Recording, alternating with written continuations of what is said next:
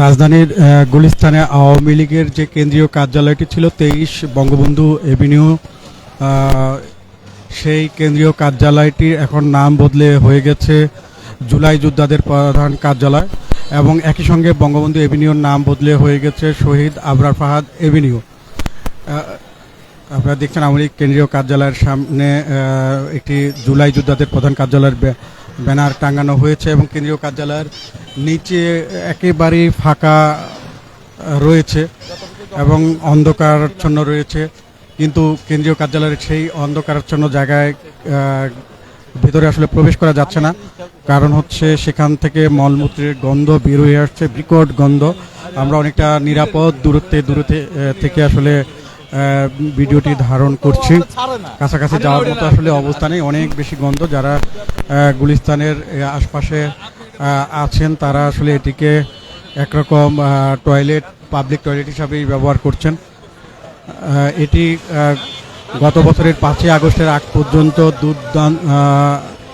দুর্দান্ত দাপটশালী শাসক দল আওয়ামী লীগের কেন্দ্রীয় কার্যালয় ছিল। এই কার্যালয়ের ঠিক সামনের অংশটি ছিল লোকারণ্য। সবসময় নেতাকর্মীদের ভিড় থাকতো এখানে, সবসময় প্রায় প্রতিদিনই কোনো না কোনো মিছিল মিটিং হতো এখানে বিভিন্ন অঙ্গ সংগঠনে। এখন আর সেই অবস্থা নেই, এবং মিছিল মিটিংয়ের পাশাপাশি এখানে প্রচুর সংখ্যক হকার বসতো। এখন কিন্তু সেই পরিস্থিতিও নেই, অনেকটাই হকারও অনেকটা কমে গেছে, এলাকাটি অনেকটাই ফাঁকা রয়েছে। সামনের যে অংশটি রয়েছে সেগুলো কিন্তু এতটা ফাঁকা আসলে বিগত দিনে দেখা যায়নি।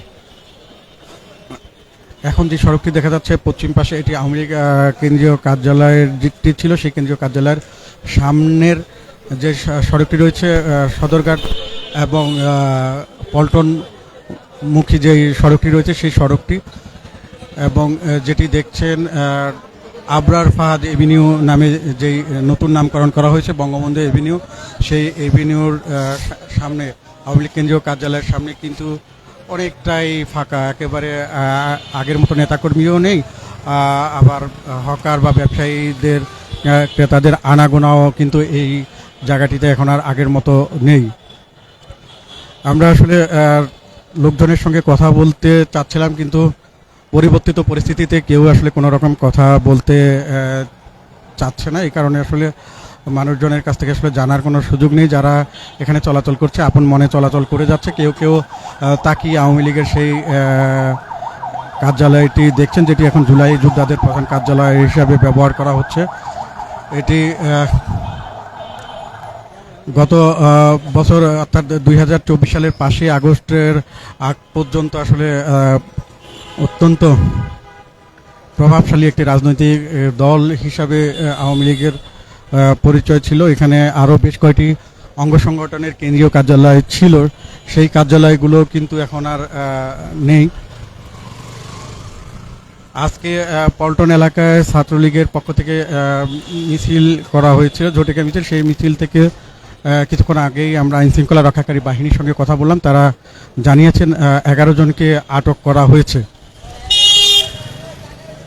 আপনারা দেখছেন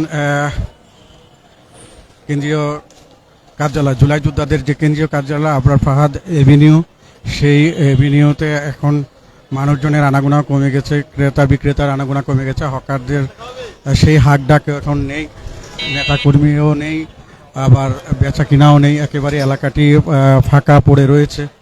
চায়ের দোকানগুলো এখন সেই আগের মতো ভিড় নেই, 2-1 ক্রেতা রয়েছে।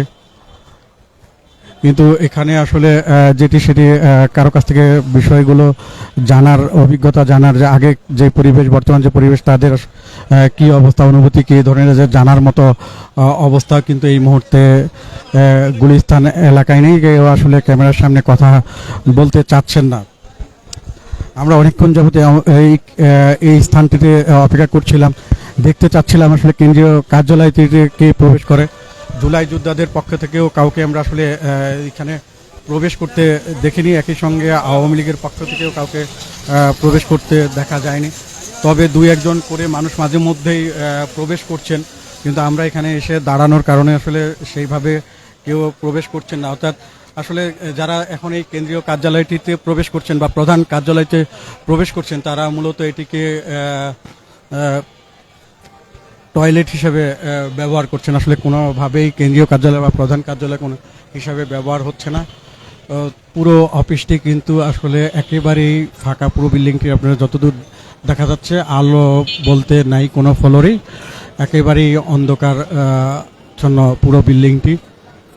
আর কেন্দ্রীয় কার্যালয়ের যে বা প্রধান কার্যালয়ের যে নিচের অংশটি, সেটির আসলে সামনে খুব একটা যাওয়ার মতো অবস্থা নেই, এত বেশি দুর্গন্ধ মলমূত্রের, সেখানে আসলে যাওয়া যাচ্ছে না।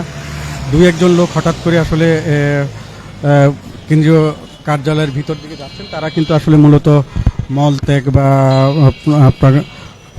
প্রকৃতির ডাকে সাড়া দিতে মূলত সেখানে যান। এটি হচ্ছে সাবেক আওয়ামী লীগের কেন্দ্রীয় কার্যালয় এবং বর্তমানে জুলাই যোদ্ধাদের প্রধান কার্যালয় অবস্থা।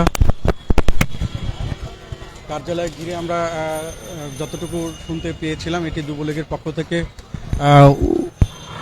পুনরুদ্ধার করা হয়েছে এমনটি আসলে ছড়িয়ে পড়েছিল সোশ্যাল সামাজিক যোগাযোগ মাধ্যমে। কিন্তু আমরা এই মুহূর্তে এসে আসলে বাস্তবতা দেখলাম, জুলাই যোদ্ধাদের একটি ব্যানার কিন্তু এখনও ঝুলানো রয়েছে এখানে। আর কার্যালয়ের নিচে কিন্তু আসলে এখন কেউ নেই, যত দূর আলো দেখা যাচ্ছে আসলে আপনি দেখছেন এখানে আসলে লোকজন নেই।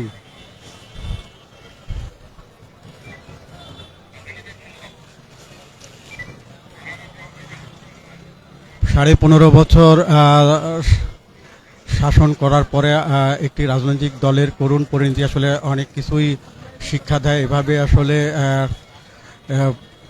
তাদের নিজস্ব যে কেন্দ্রীয় কার্যালয়টি, সেটি একেবারে পরিত্যক্ত একটি ভবনে পরিণত হবে, জাদুঘরের মতো না, আসলে একেবারে পরিত্যক্ত একটি ভবন, যেটি স্থানীয়রা টয়লেট হিসাবে ব্যবহার করছেন। এটি আসলে মানুষের জন্য শিক্ষা নেওয়ার মতো একটি বিষয় বলা চলে। এবং কার্যালয়ের সামনের যে সড়কটি, সেই সড়কেও কিন্তু লোকজন, যেমনটি আমরা শুরুতেও দেখেছিলাম, এখনও একই অবস্থা, লোকজন নাই। আইন শৃঙ্খলা রক্ষাকারী বাহিনীর কিছু সদস্য ঘোরাঘুরি করছেন, এছাড়া বিভিন্ন গোয়েন্দা সংস্থার লোকজন চলাচল করছেন। এছাড়া আসলে খুব বেশি লোকজন নেই, ক্রেতা বিক্রেতা তো নেই, দোকানদাররাও আসলে খুব একটা, হকার দোকানদাররাও খুব একটা নেই এই জায়গাটিতে। অথচ ব্যস্ততম এই সড়কটি এক সময় স্বাভাবিকভাবে চলাচলই করার মতো অবস্থায় ছিল না, আজকে সেটি শুধুই স্মৃতি। এই ছিল সাবেক আওয়ামী লীগের কেন্দ্রীয় কার্যালয়ের সামনে থেকে সর্বশেষ অবস্থা। পরবর্তীতে আমরা ভিন্ন রকমের কোনো কিছু পেলে আবারও আমরা লাইভে আসবো। সে পর্যন্ত আমাদের সঙ্গে থাকার জন্য ধন্যবাদ।